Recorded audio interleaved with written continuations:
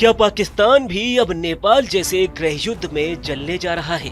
क्या पाकिस्तान में भी नेपाल की तरह तख्ता पलट होने वाला है?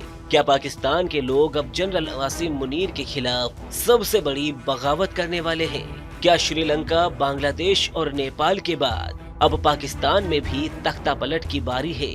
इन सवालों ने पाकिस्तान में बवंडर मचा रखा है। हर तरफ हालात बेकाबू होने की आशंका फैल गई है, क्योंकि जेल में बंद पाकिस्तान के पूर्व प्रधानमंत्री इमरान खान के एक ऐलान ने तख्ता पलट की आग को हवा दे दी है। जेल में बंद इमरान खान ने सीधे तौर पर army chief general Asim Munir को लेकर कहा है कि वो पाकिस्तान को नेपाल और श्रीलंका के जैसा बना देना चाहते हैं। सोशल मीडिया पर इमरान खान ने एक लंबी चौड़ी पोस्ट शेयर की।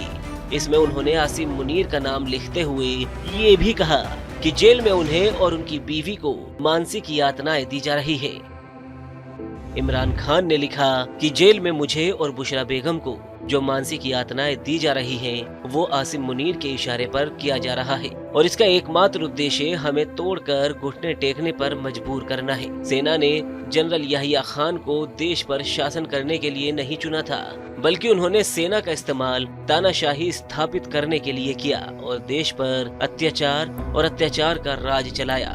10 साल तक शासन करने के लालच में उन्होंने हमारे देश के टुकड़े कर दिए। आज आसिम मुनीर भी यही कर रहे हैं। हमारे देश में अराजकता और फांसीवाद का माहौल बनाने के लिए सेना का इस्तेमाल कर रहे हैं। आसिम मुनीर ने अपने नाजायज शासन को 10 साल तक जारी रखने में कोई कोर कसर नहीं छोड़ी। पहले तो उन्होंने लोकतंत्र का गला घोट दिया। 9 मई 2023 को झूठा झंडा फहराकर उन्होंने देश की सबसे बड़ी राजनीतिक पार्टी को कुचलने की कोशिश की। फिर 8 फरवरी 2024 को जब लोगों ने पाकिस्तान तहरीक इंसाफ को भारी बहुमत से जिताया, तो उस चुनाव को बेशर्मी से चुरा लिया गया। जनादेश छीनकर अपराधियों को सौंप दिया गया। उसके बाद न्यायपालिका को अक्षम कर दिया गया और 26वें संशोधन के जरिए न्यायाधीशों को अधीन कर दिया गया। न्यायपालिका को सरकार के एक अधीनस्थ विभाग के अलावा और कुछ नहीं बनाकर छोड़ा है। पाकिस्तान में लोकतंत्र की जो कमजोर पकड़ थी, उसमें कुछ हद तक स्वतंत्र न्यायपालिका और स्वतंत्र मीडिया शामिल था। उसे आसिम मुनीर ने खत्म कर दिया है। देश में लोकतंत्र हाशिए पर है, मानवाधिकारों का उल्लंघन चरम पर है, न्यायपालिका अधीन है और मीडिया खौफजदा है। इमरान खान की सोशल मीडिया पोस्ट में ये भी दावा किया गया कि आसिम मुनीर जब से पाकिस्तान सेना के चीफ बने हैं, तब से वो अफगानिस्तान के खिलाफ लड़ाई लड़ने लगे हैं। इसलिए अफगानिस्तान अब पाकिस्तान के खिलाफ नजर आ रहा है। इमरान खान ने लिखा है कि वह जब से आसिम मुनीर ने सेना प्रमुख का पद संभाला है, वे अफगानिस्तान के साथ संबंधों को खराब करने की कोशिश कर रहे हैं। पदभार ग्रहण करने के बाद उन्होंने पहले अफगानिस्तान को धमकियां दी, फिर 3 पीढ़ियों से यहाँ रह रहे अफगानों को निष्कासित कर दिया। उसके बाद वहाँ ड्रोन हमले किए, उन्हें पाकिस्तान से लड़ने के लिए उकसाने की हर संभव कोशिश की, जिससे आतंकवाद का माहौल बने। आसिम मुनीर ऐसा इसलिए कर रहे हैं क्योंकि वो पश्चिमी देशों में मौजूदा अफगान सरकार का विरोध करने वाली लोबियों के सामने खुद को मुजाहिद के रूप में पेश कर सके। उन्हें ये विश्वास दिलाया जा सके कि आतंकवाद के खिलाफ लड़ाई वही लड़ सकते हैं। इस दमन के कारण पाकिस्तान की अर्थव्यवस्था ऐतिहासिक रूप से गिरी है। विदेशी निवेश लगभग शून्य है। पाकिस्तान के इतिहास में निवेश इतना कम कभी नहीं रहा जितना इस समय है। 3 वर्षों में राष्ट्रीय कर्ज दोगुना हो गया है। हर पाकिस्तानी अब कर्ज के दलदल में फंसा हुआ है। जब तक जनता की सरकार स्थापित नहीं होती, देश की आर्थिक चुनौतियों का समाधान संभव नहीं होगा। पाकिस्तान तहरीक इंसाफ के मुखिया इमरान खान ने लोगों से एकजुट होकर आसिम मुनीर के खिलाफ खड़े होने की अपील कर दी। उन्होंने कहा कि चुनावी नतीजों से लेकर अब तक आसिम मुनीर ने सेना के दम पर लोगों में खौफ पैदा किया है। मुनीर का ये फांसीवाद, अराजकता और आर्थिक तबाही पाकिस्तान को नेपाल, बांग्लादेश और श्रीलंका जैसे हालात की ओर धकेल रहा है। चुनावों से पहले डर का माहौल था। मैंने भविष्यवाणी की थी कि Pakistan Tehreek Insaf party clean sweep करेगी और ठीक वैसा ही हुआ।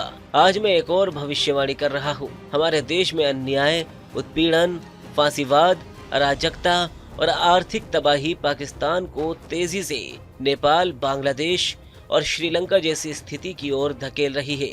मैं पीटीआई के सभी सांसदों और पार्टी पदाधिकारियों को निर्देश देता हूं कि अब समय आ गया है कि वो सच्चे विपक्ष की भूमिका निभाए। जो ऐसा नहीं करेगा वह अपनी राजनीतिक कब्र खुद खोदेगा, क्योंकि जनता यही चाहती है कि हमने अपने जनादेश को चोरी समेत हर अन्याय के खिलाफ कानूनी उपाय ढूंढे हैं, लेकिन हमें न्याय नहीं मिला। इसलिए अब समय आ गया है कि हम मजबूती से विपक्ष में खड़े हों। जितना सहयोग करेंगे उतना ही ज्यादा आप पर अत्याचार होगा। जो लोग इस व्यवस्था के खिलाफ दृढ़ता से खड़े नहीं होंगे वो अपनी राजनीतिक कब्र खुद खोदेंगे। मैं पूरे देश से 27 सितंबर को होने वाली पेशावर रैली पर ध्यान केंद्रित करने का आह्वान करता हूँ। देश भर के लोगों को इस सभा में भाग लेना चाहिए और उत्पीड़न के खिलाफ अपनी आवाज उठानी चाहिए। जेल में बंद पाकिस्तान के पूर्व पीएम इमरान खान की इस सोशल मीडिया पोस्ट ने बाहर हंगामा मचा दिया। इसे भड़काऊ बताते हुए इस्लामाबाद हाई कोर्ट में एक शख्स ने याचिका दायर की।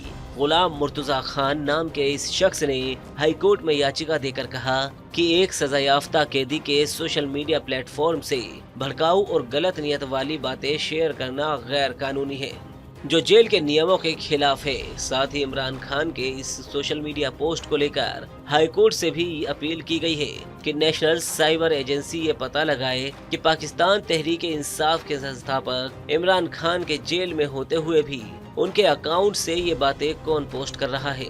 इमरान 2018 से 2022 तक पाकिस्तान के प्रधानमंत्री रहे। अगस्त 2023 से वो तोशाखाना मामले समेत करप्शन के कई आरोपों में अदियाला जेल में बंद है।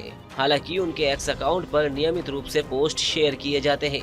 18 सितंबर को जब से उनकी पोस्ट शेयर की गई है, जिसमें बांग्लादेश, श्रीलंका और नेपाल का जिक्र हुआ और आसिम मुनीर के खिलाफ एकजुट होकर सड़कों पर उतरने की अपील की गई, उसके बाद से पाकिस्तान की सेना और सरकार दोनों हिल गए हैं।